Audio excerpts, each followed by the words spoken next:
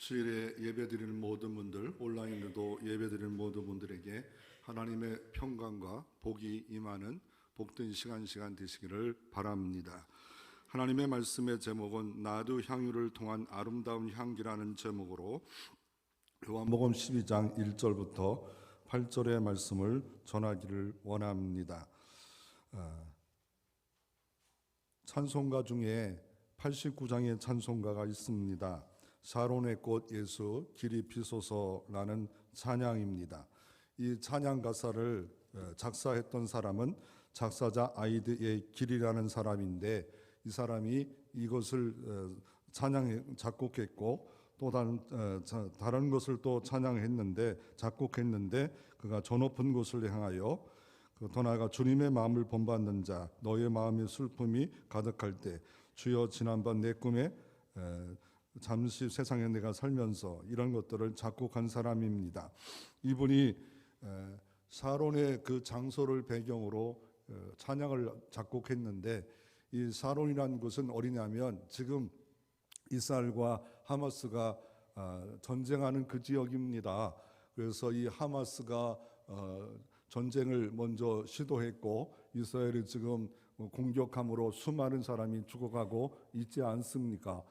근데 예수님 당시나 고대 사이에 이 샤론 평야는 곡식을 만들 수가 없었어요. 왜냐하면 해안가이기 때문에 해안에 자연스럽게 모래 언덕이 세워졌고 물이 배출이 안 됩니다. 그래서 물이 항상 있는 습지 같은 그런 지역이기 때문에 잡다한 잡초, 꽃들이 만발하고 더 나아가 가축이나 좀 키울 수 있지 농사를 못하는 지역 중에 하나였지만, 지금은 어떻게 합니까? 수로를 내가지고 얼마든지 농사를 지을 수 있는 장소가 이 지역입니다. 그래서 이 지역의 바로 옆에 곡창지대가 있는데 블레셋 평야, 바로 이 샤론 평야 옆에 블레셋 평야가 있는데, 바로 하마스란 이스라엘과 좀 대치되어서 어떻게 될지 못하는 곳에 평화가 깨져버리지 않았습니까? 근데 주님이 은혜가 이 샤론의 꽃 예수 그리스도처럼 그곳의 은혜와 평강으로 길이 피소서라고 이분은 작곡을 하고 있습니다. 이 샤론의 꽃이 뭐겠습니까? 이 샤론의 꽃은 특별한 것이다라고 말하는 사람이 있는 이유가 아가서에 샤론의 수선화라고 하기 때문에 수선화 꽃이다라고 말을 하는 사람도 있습니다. 그러나 이걸 원어로 잘 보면 샤론의 이 지역에 피는 아름다운 많은 꽃들, 지금 영상에 띄어진 것처럼 이 샤론에 여러 가지 꽃들이 피어나지 않습니까? 이 꽃들이 피어나는 것처럼 예수 향기가, 예수 꽃들이 피어나달라고 이렇게 상징적으로 이렇게 피어나고 있는 겁니다. 그 찬송가 89장 1절에 보면 이렇게 찬양합니다. 샤론의 꽃 예수 나의 마음에 거룩하고 아름답게 피소서, 내 생명의 참사랑의 향기로 간 데마다 풍겨나게 하소서라고 소망의 찬양을 하고 있습니다. 또 2절에는 이렇게 찬양합니다. 이 세상에서 어느 곳과 비교할 수 있으랴, 나의 삶에 한결같은 은혜와 사랑으로 가득하게 하소서라고 이렇게 찬양하고 있습니다. 어떤 것과 비교할 수 없는 예수님의 꽃이 내 마음의 은혜와 사랑으로 피게 달라고 작곡하고 있습니다. 또 이 샤론의 꽃은 3절에는 모든 질병을 한이 없는 능력으로 고치사 고통하며 금심하는 자에게 크신 힘과 소망을 내려 주옵소서라고, 이 샤론의 꽃 예수는 근심하는 곳에, 질병하는 곳에 치료의 능력이 있다라고 작곡을 하고 있습니다. 마지막으로 이 주의 영광 이 땅 위에 가득해 온천한 만민 주님 앞에 엎드려 경배와 영광을 돌릴 때까지 예수 향기, 복음의 향기가 길이 피소서라고 찬양하고 있습니다. 이 작곡했던 이 작사자의 마음이 여러분에게도 이 마음으로 어떤 일이 벌어집니까? 은혜와 사랑이 가득하게 피고 더 나아가 온갖 질병에서 치료할 힘이 임하고 참다운 경배와 사랑이 이 시간에 있는 복된 시간 되어지기를 바랍니다. 우리가 첫 번째로 한번 살펴보기를 원하는 것은 오늘 본문을 통해서 향기에 대해서 저도 잘 모르는 이런 분야지만 향기에 대해서 등장하고 있는데 이것에 대해 핵심을 가지고 한번 하나님의 말씀의 교훈을 얻고자 원합니다. 옥합에 나두 향유를 이 마리아가 부은 이유가 뭐겠습니까? 오늘 본문에 보면 이 옥합을 예수님께 붓습니다. 그럴 때 예수님은 칭찬합니다. 그 중에 회개의 일을 맡았던 사도 가룟 유다는 300데나리온이 되는 일을 왜 낭비하느냐, 비판과 정죄를 받는 일이 오늘 본문에 있었습니다. 그러면 왜 이 여인이 이런 향유를 붓습니까? 그 이유가 무엇이겠습니까? 낭비입니까? 예, 어떻게 보면 가룟 유다 말이 맞을 수도 있습니다. 왜냐하면 이 300데나리온이니까 한 데나리온은 하루 품삯이니까, 그러니까 하루 품삯이 10만 원이면 3천만 원을 예수님께 부을 때 왜 이거 낭비하냐? 아니 낭비하지 말고 가난한 사람 나눠주면 얼마나 좋겠냐. 그 당시 너무 가난했지 않아요? 그러니까 좋은 말이었지만 그 이유와 목적이 겉으로 드러나는 소리와 안에 있는 내면에 있는 현실에 있는 것과 다른 것이 있음을 우리가 교훈을 또 얻을 수 있습니다. 그러면 왜 마리아가 향유를 붓습니까? 오늘 12장 1절에 유월절 엿새전이라고 말하고 있습니다. 유월절은 뭡니까? 유월절은 이스라엘 민족의 3대 절기 중에 성경에서 지키라고 했던 3대 절기에 유월절이 하나 있지 않습니까? 두 번째 절기가 6월달쯤 우리가 지켰고 맥주절이 있고, 더 나아가 다음 주에 지킬 초막절, 수장절이라는 절기가 있지 않습니까? 6월절 절기를 지키는 이유가 뭐 그대로 지키는 게 아니라 의미를 가지고 기념하라는 거예요. 그러니까 6월절이라는 것은 예수님이 6월절 어린 양이 되셔서 나의 죄 때문에 죽으셨다는 거예요.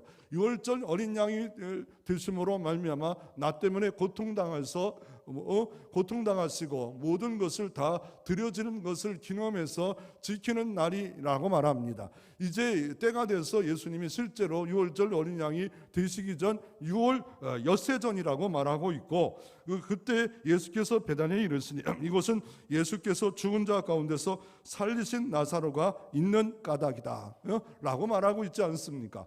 그러므로 이 마리아가 그 비싼 향유를 부었던 이유가 첫째로 주를 향한 사랑의 마음의 표현이었습니다. 여러분이 자식을 사랑하면 어떻습니까? 모든 거 주고 싶지 않아요? 물론 유산으로 유럽 사람들은 하나님께 기증하고 가난한 자에 나눠주지만 동양 사람들은 거의 다 자녀들에게 유산을 물려주고 싶은 마음이 있지 않습니까? 사랑하는 까닭이지 않겠습니까? 다른 자녀에게 나눠줄 수도 있는데 내 자녀를 특별히 사랑하기에 나눠주고 싶은 마음, 다 주고 싶은 마음, 어느 때는 생명까지도 자녀를 위해서는 드려주고 싶은 마음이 있지 않겠습니까? 이 마리아가 이렇게 큰 일을 힘을 다해서 헌신하는 이유가 뭡니까? 사랑하는 까닭인데, 그 이유는 가장 큰 거는 구원을 받았기 때문에 그렇고, 예수님이 십자가의 죽으심이 자기를 위한 사랑의 이유를 분명히 바르게 올곧게 들었고 깨달았고 알았기 때문에 예수님의 십자가의 그 모든 사랑을 감사해서 드려지는 겁니다. 헌신을, 하나님 기뻐하는 헌신은 뭡니까? 성경을 바르게 깨닫고 은혜와 사랑의 깊이를 아는 자만이 이런 헌신을 할 수 있는 겁니다. 그래서 너무 많은 사랑을 받았기 때문에 평범한 사랑의 표현이 아닙니다. 평범한 헌신이 아닙니다. 또 하나가 현실적으로 어떤 일이 벌어졌습니까? 그 부모는 일찍 여의었고 나사로가 같이 살고 있었는데, 나사로가 오라비가 죽을 병에 걸렸고 죽은 지 사흘 만에 나사로에 나오라나 할 때 돌무덤 안에 있던 이 나사로가 나오지 않았습니까? 수위를 몸에 똘똘 말고 왔을 때 예수님이 풀어놓아 자유케 하라고 오늘 12장이잖아요. 근데 11장 44절에 바로 전장에 이런 사건이 이루어졌습니다. 그 마음에 하나님의 살리심의 부활의 역사에 감동의 물결이 사라지지 않았기 때문에 어떤 잔치를 베풀었다 말하고 있습니까? 오늘 12장 2절에 보면 거기서 예수를 위한 잔치를 벌여요. 잔치인데 예수를 위한 잔치예요. 오늘 이 예배가 어떤 잔치입니까? 나를 위한 잔치입니까? 그럼 나를 위한 잔치는 뭡니까? 내가 기분이 좋아야 예배를 드립니다. 내가 만족하여 예배를 드립니다. 내가 기분이 좋고 만족해야 말씀도 듣습니다. 그런데 이 예배는 뭐예요? 예수를 위한 잔치예요. 예수를 위한 축제예요.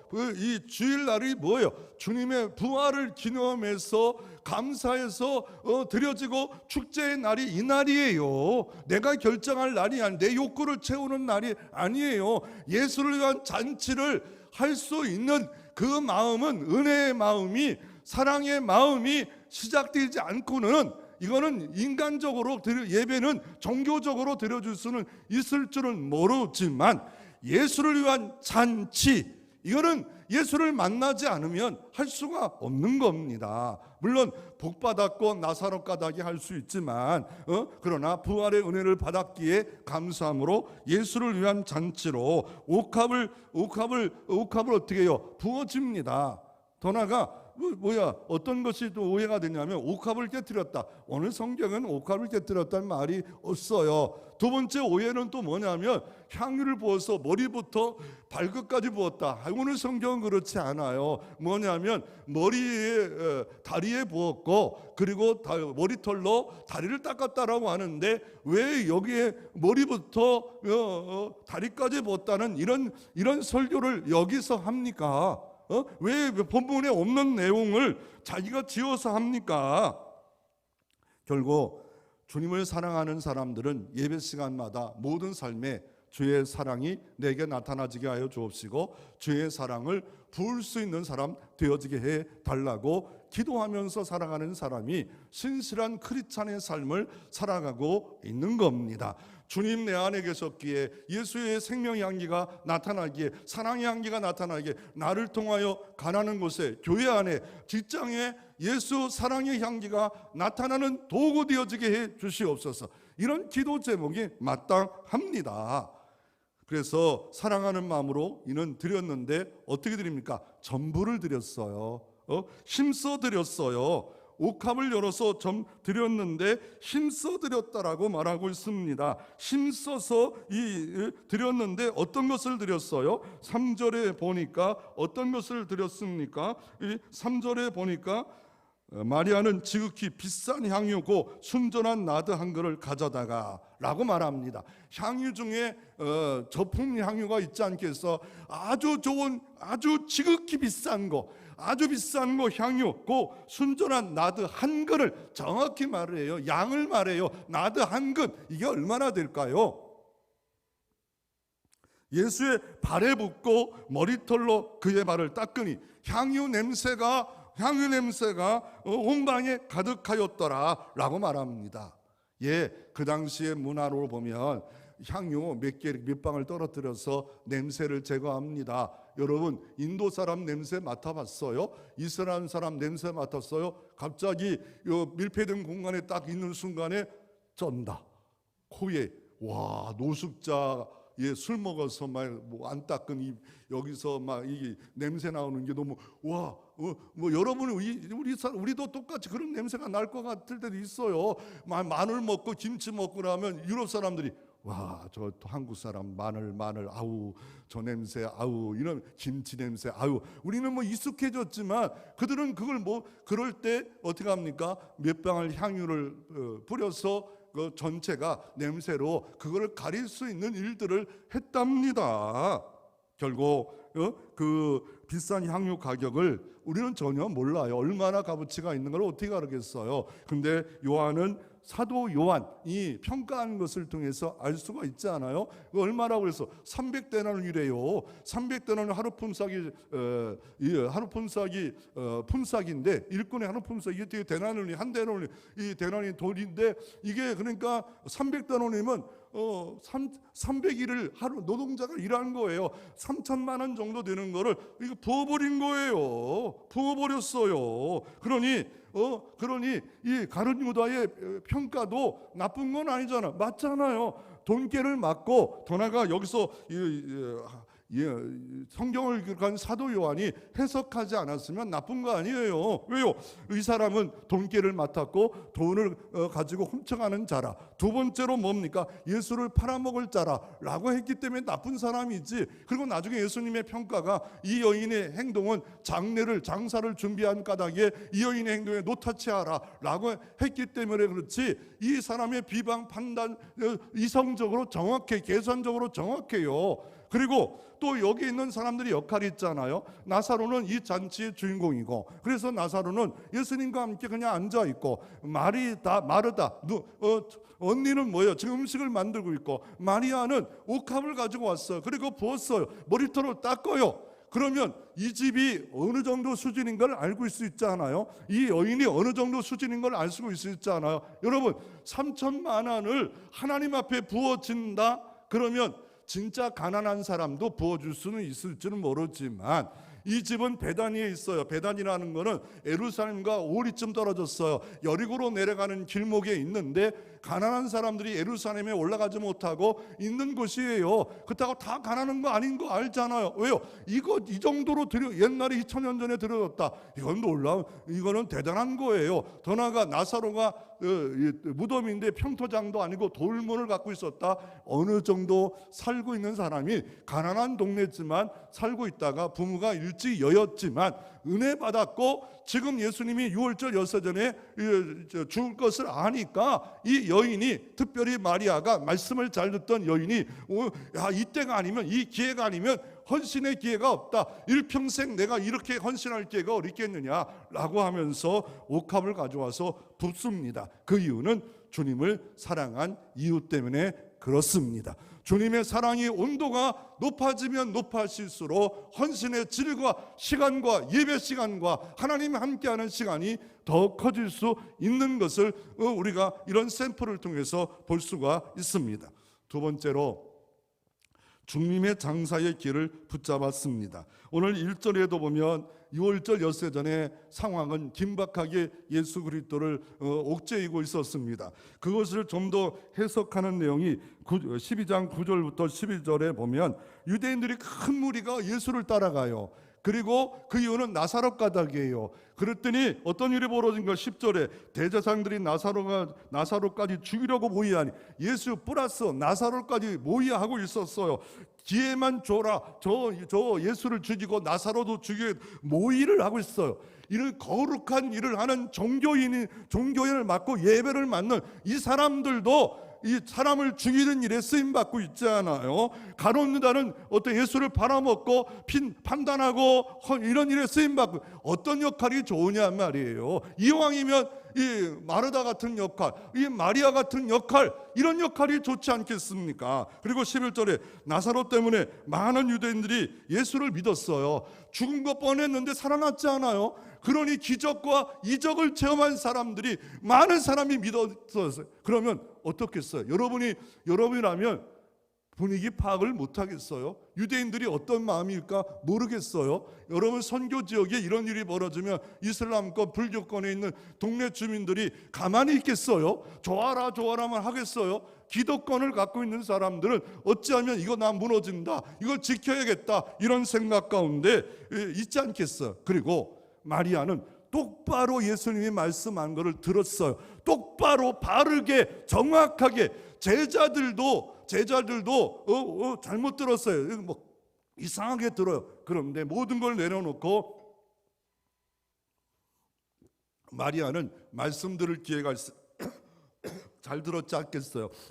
그래서 엿새 전에 이 분위기가 이상하고, 주님이 내가 죽겠다는 말을 너무 많이 하시고, 이때 장례를 위하여 준비해서 예수님께 드려집니다. 그리고 그것에 보증하는 말이 7절에 예수께서 이르시되 그를 가만두어라. 나의 장례의 날을 위하여 그것을 간직하게 하라. 이 장례를 위해서 이런 일을 하고 있구나 하고 예수님이 평가했기 때문에 이 여인의 행동을 참 대단하다, 훌륭하다, 감동적이다, 이렇게 평가하고 있지 않습니까? 그러므로 기회가 중요한 거예요. 옛날 히랍의 시라크 거리에 동상이 있는데 어떻습니까? 머리가 앞머리만 있고 뒷머리가 없어요. 그 이유는 기회래요. 지나가면 못 붙잡는다는 거예요.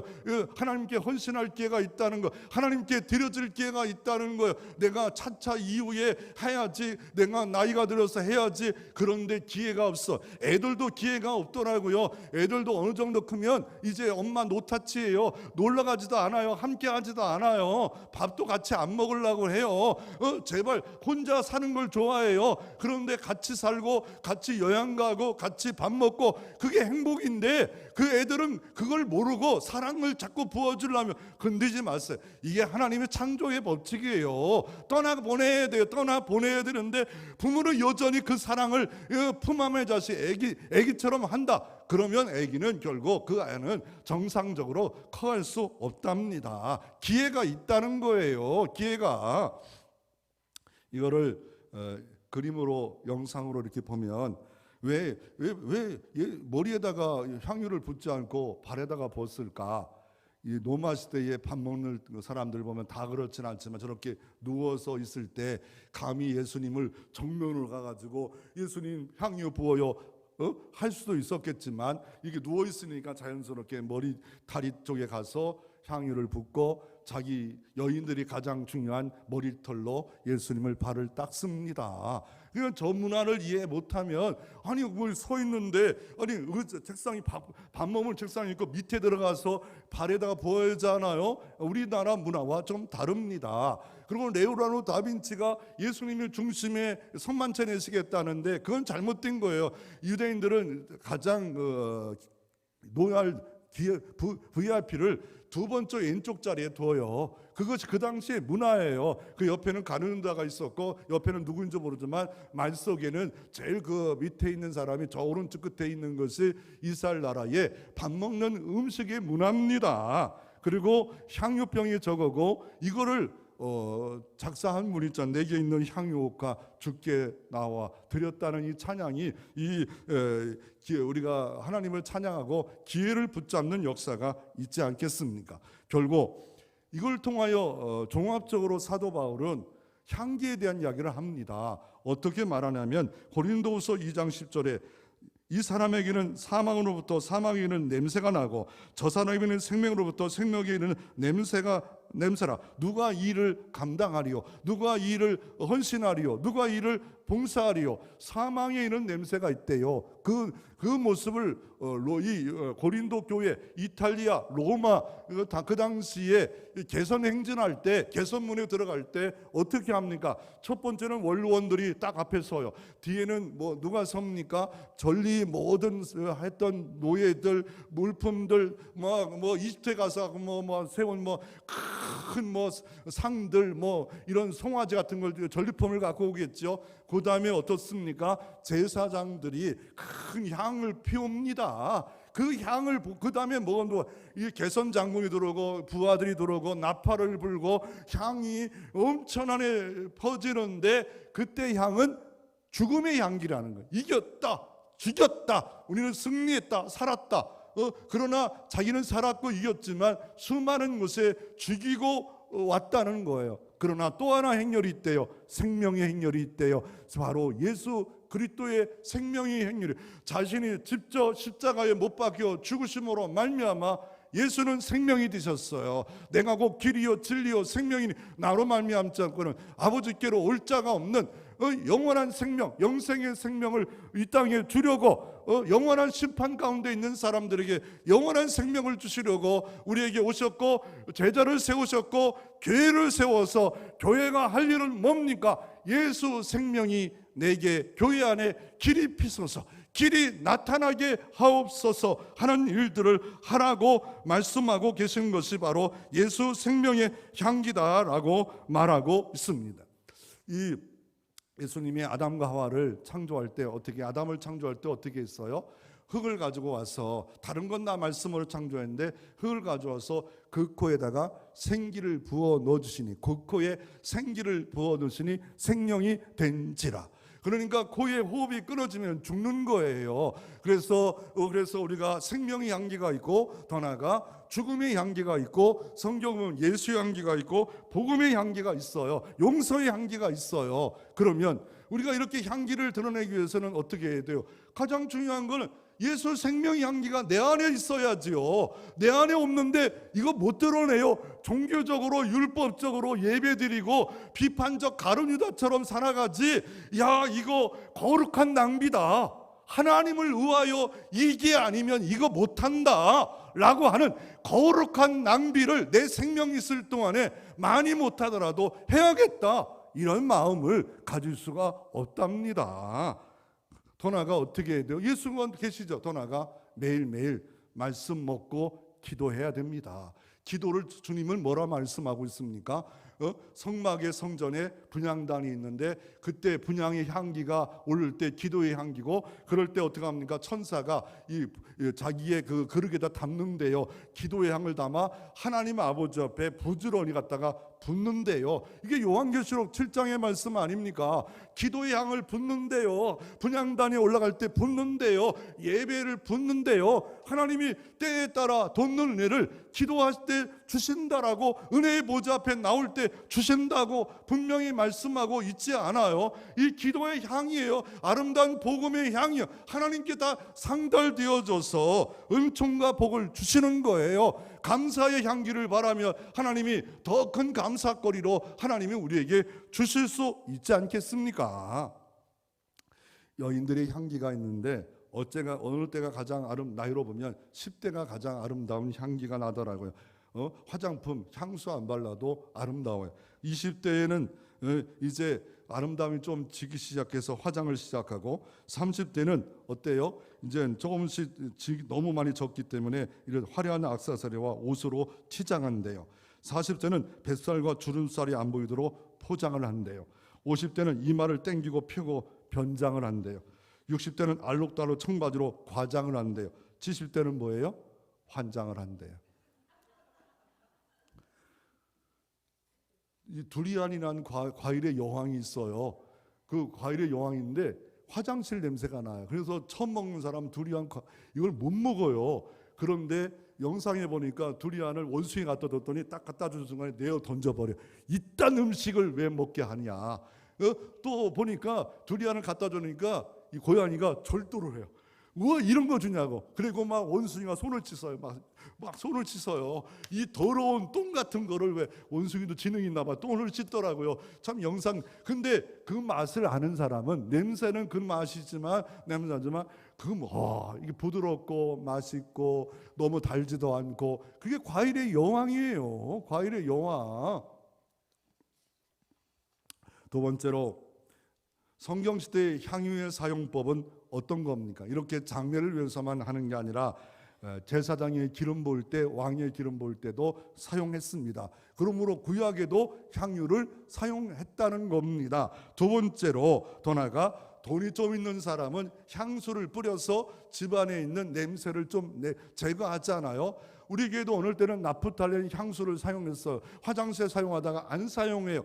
보니까 냄새는 제거하지만 안 발생하는데 나프탈렌이 많이 기여를 한대요. 잘못 맡으면, 그러면 왜 그걸 왜 해요? 하나는 없고 하나는 잊어버리는데 냄새가 좀 나는 게 낫지, 그것으로 암이 발생하는 거를 집에다가 막 옥장에다 갖다 놓아 나프탈렌 갖다 놓는 경우가 많이 있는데, 그게 나쁘다는데 왜 굳이 사용할 이유가, 다른 여러 가지 냄새 제거하는 것도 있는데 왜 그걸 왜 사용해요? 더 나아가 어떻습니까? 니고데모가 모략과 침향 섞은 거를 가져왔잖아요. 장례를 위하여. 더 나아가 마리아가 나중에 부활절 새벽녘에 어떻게 해요? 장례의 향품을 더 가져다가 예수님께 드리려고 마리아의 일당들이, 여자인들이 와서 준비했잖아요. 또 음식을 첨할 때도 뭐 이렇게 향을 좀 집어넣으면 맛있지 않아요. 이런 것들 때문에 어떻게 무역이 엄청나게 비싸게 많이 팔렸던 게 이게 향기, 향유 뭐 이런 것들이 많이 팔렸어요. 그런데 질문을 하나 하고 싶은 것이 뭐였냐면, 이 말씀을 연구하고 또 계속 공부하고, 저는 이제 나이가 좀 들어서 옛날에는 그냥 보통 그렇게 설교하다가 왜, 무엇 때문에, 어떤 것 때문에 왜 그랬을까를 연구적 자세로 한 5년 전부터 좀 바뀌었어요. 그 중에 하나가, 왜 마리아가 드린 나디향은 뭘까? 어떻게 만들어져? 이거에 대해서 설교하는 분이 별로 없더라고요. 이 마리아의 나디향, 또 향수병은 어떻게 사용했을까? 이런 것들, 이 성경에 보면 로마 시대의 풍습이었다라고만 말하고 있고, 설교를 그렇게 하면 아닙니다. 구약에도 솔로몬이 아가서 1장 12절에도 왕의 상에 앉았을 때 나의 나도 기름이 향기를 토하는구나. 솔로몬도 3000년 전에, 이 당시는 2000년, 그때도 사용했어. 아가서 말씀에 보면 나도 향이 너무 많이 나와요. 그러면 로마 시대의 풍습을 따른 게 아니라 이거는 뭔가 옛날부터 사랑하는 마음으로 부어지는 그런 향기가 될 수가 있겠구나. 그러면 이것은 어디서 납니까? 왜 지극히 비싸고 순전한 나드향으로 했을까요? 이거는 이스라엘 나지 않아요. 저 인도의 히말라야의 네팔 지역의 높은 고지대에 자연적으로 태어나는 거예요. 자연적으로 태어나서 단연생 식물이에요. 그래가지고 30cm로 크고 밑에 뿌리가 있는데, 이 뿌리를 잘라가지고 찌면은 니아크 하나 찌면은 그 향유가 기름방울 한 방울, 두 방울밖에 안 나와요. 그러면 웬만한 향유병에 담으려면은요, 한 트럭을 캐야 돼요. 가지고 와야 돼요. 그러니까 이 딱딱한 것을 가져왔죠. 캐야죠. 자연적으로 자라났지만 높은 데서 또 내려와야죠. 닦아야죠. 또 병이 닮아야죠. 야, 이거 많은 인건비가 들어가지 않겠어요. 또 인도에서 이스라엘까지 올라오면 그 수송비가 얼마나 되겠어요. 그러니까 작은 병 하나가 3천만 원 같다는 게 이해가 안 되네. 그렇지만 순전한 나도 비싼 거, 그러니까 그걸 말한 이유가 뭐예요? 가룟다가 저렇게 좋은 거는 3천만 원 되는 건데 왜 낭비하냐 라고 하지 않겠어요? 그러면 이 향유병에 대해서 우리가 성경을 뭐라 말하는, 부었다고도 하고 하나 때는 깼다고도 하고 깼다고도 하잖아요. 그 향유의 병은 어떻게 된 겁니까? 어떤 거로 만듭니까? 이건 설화석고라고 하는데, 이거 우리가 뼈가 부러질 때 이렇게 붙이는 석고가 있잖아요. 그런 것과 비슷한 건데 지금 나오는 저거예요. 저게 우리나라에서 나오는 건 영월 정선에서만 나온대요. 그거 가지고 예술가들이 이거를 병을 만드는 것도, 주구멍을 내고 막 만들어 가는 거. 그러니까 일반 스톤, 그 단단한 돌 갖고는 못 만들어요. 아니, 이탈리아 가보십시오. 이탈리아 가면 다윗상이 있는데 멋지지 않아요? 와, 그거 레오나르도 다빈치가 못 쓰는 큰 돌 갖고 만들어낸 거 아닙니까? 그 근육의 모습, 눈 모습, 남성 같은 모습, 얼마나 레오나르도 다빈치가 다윗상을 멋지게 만들어줬습니까? 그리고 이 병의 크기는 다양해요. 얼마나 클까? 그런데 오늘 성경에 보면 나드 한 근이라고 보면, 한 근이랬기 때문에 크기를 아는, 한 근은 1리터라고 하는데, 그거를 15온순, 즉 327g이에요. 그러니까 그 액체가 327g이에요. 여러분이 혹시나 즐겨 먹는 소주가 몇 g인 줄 알아요? 모른 척하자. 그거 관심 없이 먹겠죠. 360g이에요. 그러니까 그거와 같은 크기의 소주 여러분이 안 먹는지 먹는지 막걸리는 얼마인 줄 알아요? 1000g이에요. 그 크기가 그러니까 작은 것들은 작은 거는 바카스병 같은데, 여기는 엄청 큰 거예요. 작은 것도 아니고 바카스병 이만한 병을 갖다가 부은 거예요. 그러니까 가룟유다가 눈이 뒤집혀진 거예요. 왜 그런 일을 하냐라고 한 겁니다.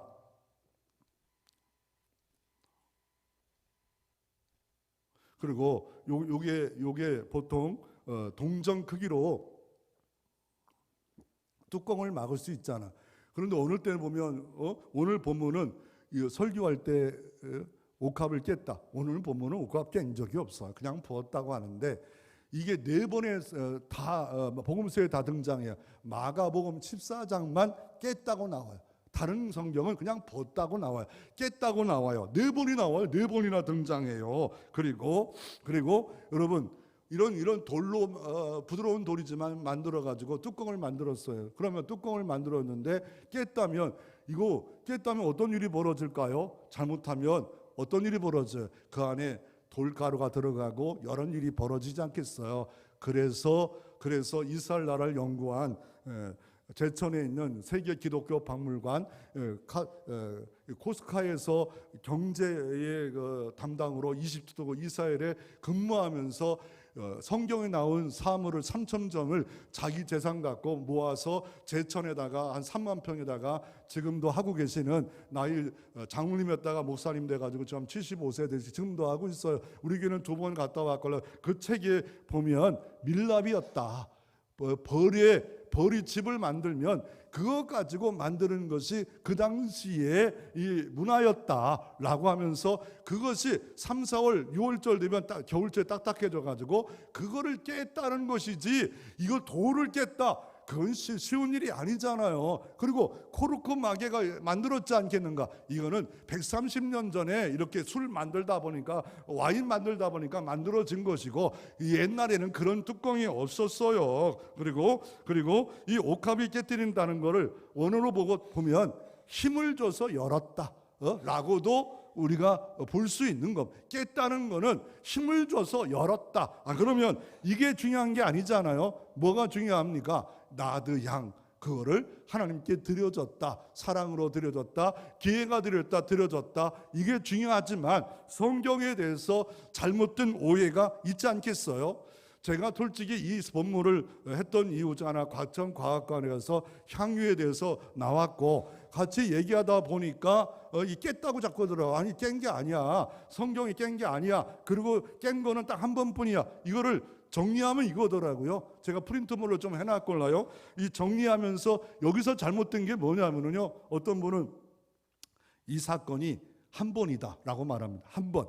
한 번은 아닙니다. 왜 한 번은 아닌 이유가 뭐냐면 한 번으로 해석하면 좋죠. 한 번만 드리지 않고 뭐 이렇게 비싼 거를 여러 번 드린 거를 말하냐라고 말하는 분이 많아요. 그러나 장소가 달라요. 하나는 누가복음 막달라의 지역의 한 죄인이라고 막달라 마리아라면 안 나와요. 그냥 한 죄인인데 막달라 지역에서 막달라 마리아였다라고 하지만 그것도 성경에는 죄인이에요. 죄인인데 막달라에서 이 막달라는 어느 곳이냐면 요한복음 21장에 보면 예수님이 베드로에게 고기를 줬던 장소예요. 이게 막달라라면 염장 장소예요. 그 장소하고 지금 베다니 장소하고는 거리가 너무 떨어졌어요. 그래가지고 그 마르다의 형부 집이 막달라의 집에 있었다. 그 집에 마리아 가서 했다. 그런데 이 마리아가 죄인이었고 창녀였다. 이렇게 막 엮어서 설교를 해요. 그런데 제가 보기에는 3번이건 4번이건 성경을 바르게 아는 사람들은 헌신할 수 있지 않겠어요? 구약에도 향유를 부었고 대단한 사람에게 왕에게도 향유를 부었고 뭐 이런 식으로 했다면 하나님 너무 사랑해요. 내가 드릴 것은 없고 내 집에 왔고 시몬 바리새인 집에 잔치를 베풀었는데 물도 안 주고 향유도 안 줘요. 그랬더니 한 죄인이 와서 예수님께 향유를 부었어요. 그러니까 얼마나 본지 몰라. 그러나 오늘 성경은 전부를 이 마리아가 벗지 않아요. 왜 있었을까요? 결혼에 위한 준비금인지 부모의 유산으로 돈 대신에 만들어놨는지 정확히 알 수는 없지만 그러나 오늘 베다니의 집에 나사로의 동생 마리아가 드려진 거예요. 다른 성경은 한 여인, 한 죄인 이렇게 표현하면 그 사람도 드려줄 수 있지 않겠어요?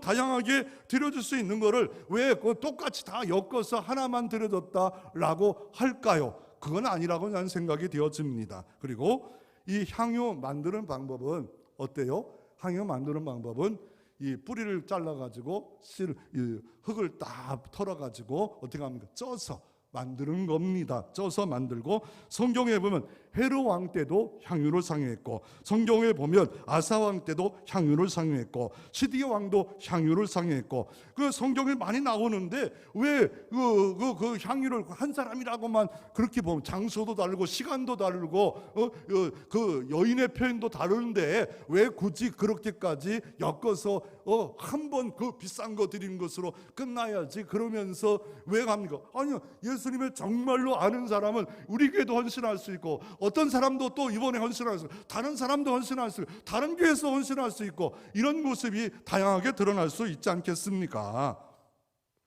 이 향기에 대해서 과학자며 의사가 최근에 이런 강의를 하는 걸 봤습니다. 냄새의 종류는 40만 개 달하는데 현재 과학자는 1억 개 정도 된다. 냄새의 종류는 1억 개가 된다는데, 우리 코에는 얼마나 이 세포가 있냐면 1200의 세포가 향기를 맡고 있대요. 우리가 이 보는 거에 이 눈의 렌즈에는 1억 5천 개의 이 세포가 들어가서 한 개의 눈이 만들어질, 하나님 놀라운 거예요. 대단한 거예요. 코에 이 1200개의 후각세포가 작동하죠. 이 하나만 고장나면 냄새를 못 맡고 내가 후각을 통해서도 어려운 일들, 이런 일도 피할 수 있지 않겠어요? 그리고 이 후각이 코마인 줄 알았더니 그 과학자가, 의사가 말을 하더라고요. 이 근육에도 후각세포가 있어서 이게 고장이 나면 이걸 치료하면 냄새가 없어지고 석회화 되는 것도 막을 수 있다. 근육 석회화. 그걸 지금 연구한대요. 우리가 모르는 근육에도 후각세포를 하나님 만들어, 더 나아가 정자에도 이 후각이 있대. 그래가지고 남자의 냄새를 맡아 들어가는데, 체위 수정할 때마다 왜 안 되는 이유는 뭐냐면 이 작동을 잘 체위에서 하기 때문에 안 되지만, 정상적인 가는 후각이 정자 미안하네요.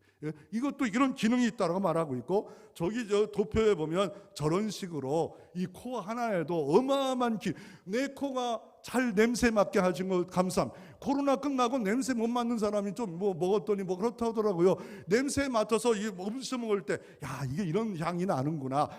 여러분, 먹을 때 하나님을 찬양해야 돼요. 야, 이거 이런 냄새가 나는 거. 커피 먹을 때, 아이, 맛없는 거. 이러죠. 야, 향을 하나님이 이런 향을 만드셨네. 베트남 향은 이런 거고, 필리핀 향은 이거고, 야, 이거 이디오피아 향은 이런 거구나. 하나님 정말 솜씨가 좋아요. 이렇게 다양하게 모든 향을 만드신 하나님 찬양합니다. 이렇게 모든 먹을 때마다 그냥 음식, 짜장면 이렇게 먹는, 그냥 냄새도 맡아보고 보기도 잘 만들었네. 야, 이거 하나님 이 음식 만드실 때 다양한 하나님 찬양합니다. 이런 마음으로 하면 더 좋지 않겠는가. 내 후각도 하나님을 찬양하게 하옵소서. 세 번째로, 마리아는 칭찬을 받아요. 남단을 헌신을 합니다. 다른 성경 마가복음 14장 9절에 보면, 내가 진실로 너희로니 온천에 어디선지 복음이 전파되는 곳에 이 여자의 행한 일도 말하여 전을 기념하라. 계속 말하라는 거예요. 계속 헌신, 이런 기회에 맞는 헌신이 있다는, 때에 맞는 헌신이 있다는 거, 때에 맞았다는 거예요. 이 제자들은 지금 온통 우정승 자정승 하는 마음에만 가득 차요. 내가 잘 되고 내가 위치 가지고 명예를 얻고 편안한 것만 바라보는 이때에 이 여인만큼은 하나님 나라에 동참을 하고 있다는 거예요. 하나님의 선교에 동참을 하고 있다는 거예요. 그러니까 복음이 전한 곳에 이런 헌신 때문에 교회가 되어지고, 이런 헌신 때문에 하나님의 나라가 이루어질 수 있음을 두고 말을 하래요. 이런 칭찬받을 경우가 많지 않잖아요. 그런데 어때요? 마릴라 몬로 다이애나 이쁘고 대단하고 예술가고 또 연예인이지만, 이 여인은 요거 하나 잘했더니 칭찬받아요. 때에 맞는 헌신은 하나님이 계속 기억하고 칭찬하신다는 것을 우리가 알 필요가 있습니다. 그러면 헌신은 어디까지 합니까? 이 벤스 해보더니 이렇게 말합니다. 설교에 전적인 헌신을 하라 라고 말합니다. 그럴 때 이런 생각이, 아니 이런 헌신을 우리가 어떻게 못해요? 할 수가 없어요. 예, 그렇게 할 때 예를 하나 듭니다. 이분은 당신의 남편이 다른 세컨드를 두고 10%를 그쪽으로 사랑한다면 남편으로 예의를 갖겠습니까? 당신은 못하는 일을 하나님께 헌신하는데 부분적인 것만 헌신하겠습니다 라고 한다면 하나님은 살아계신 하나님이 너의 사랑을 받을 수 있겠냐라고 이렇게 말을 하고 있습니다. 그러면서 저는 마지막으로 우리가 왜 향기가 나타나지 않는가? 용서하지 않기 때문에 그렇습니다. 에베소 4장 32절에 서로 친절하게 하며 불쌍히 여기며 서로 용서하기를 하나님이 그리스도 안에서 너희를 용서한 같이 하라. 나를 용서해서 구원받았고 영원한 생명을 주신 주님이 내가 너를 사랑한 것처럼 용서하라 라고 말합니다. 용서 베풀어라 명령하십니다. 이거는 할 수가 없을 때가 너무 많아. 용서하라 라고 말합니다. 용서는 뭐가 같습니까? 집안의 창문과 같습니다. 창문이 없으면 빛이 안 들어옵니다. 환기가 안 됩니다. 남편과 아내, 교회에도 용서가 없는 곳에는 맨날 비난과 잘했다 못했다 따지기만 하지 않겠습니까? 용서라는 건 뭡니까? 나도 모든 걸 용납했는데 그 사람도 잘못하고 실수가 있더라도 허물이 있더라도 주님이 용서했기에 나도 용서합니다. 그곳에 더욱더 아름다운 향기가 나타날 수 있는 겁니다. 나도 용서한 받기를 원합니까? 그러면 다른 사람도 긍휼을 베풀어라, 용서하라. 그럴 때 진정한 그리스도의 향기가 가정에도 나타날 것이고 교회에도 나타날 것이고 직장에도 나타날 수가 있는 겁니다.